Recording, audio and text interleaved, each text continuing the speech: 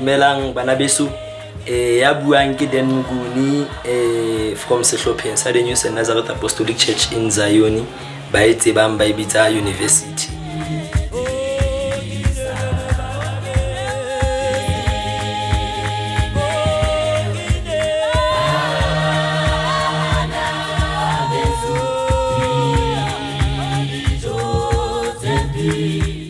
Pineng tsena tse re di tlisetsang tsona ka jeno ke bina pina e le nngwe e reng o mpale Morena Jesu le ba o kgahlisang.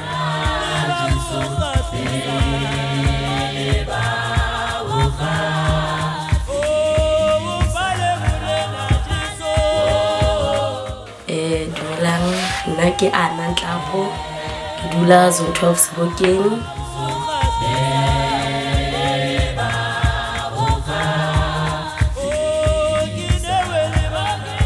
Ke newe le bana beso dijo tse phedisang, and then ke kopa hore modimo a re fe matla sehlopha sena se senyane mara se nang le talente ka re modimo a ka re fa matla. Re qadile ho bina selemong se fetileng ka tsona nako tsena e ne le hona choir ya rona e qalang ho hlahella, mara ho re qadile ho reetsa so ka bo April May.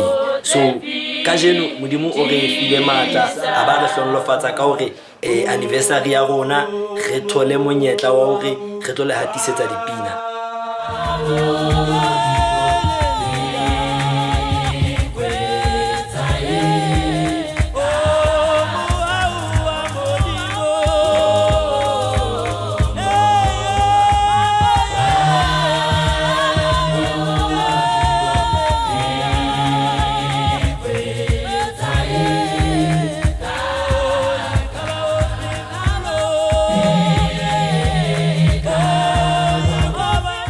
Re lakatsa ho bona sehlopha sena se hodile, se tletse ka hara vale, se hlaha le TV, empa e se ke ya ba ka bohlale ba rona, empe be ka bohlale ba modimo. Rona slogan sa rona ke se reng asilwe thina nabantu selwane mimoya. Jwale modimo ka ra fa matla ho tloha mona ho ya pele dinthong tsohle tse re di etsang.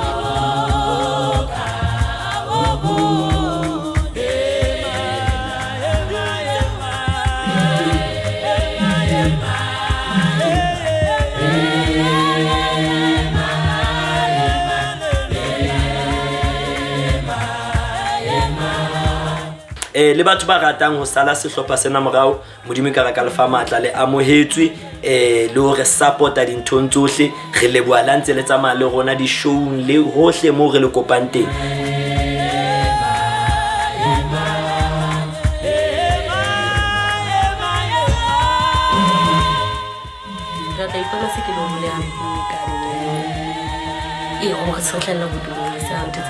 Ke binela batho bane ba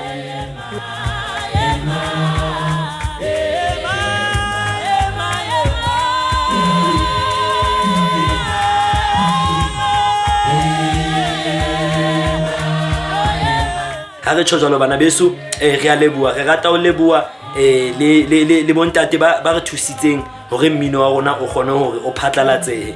Modimo ka ra ka re fa matla, le bona ba fe matla dinthong tsohle tseo ba re etseditseng tsona. Re a leboha re le University, lerato ke leo. Amen.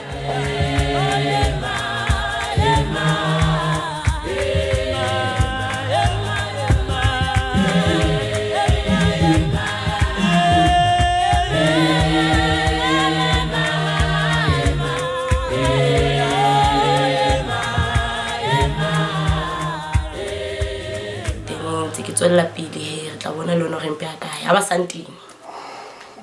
Danko.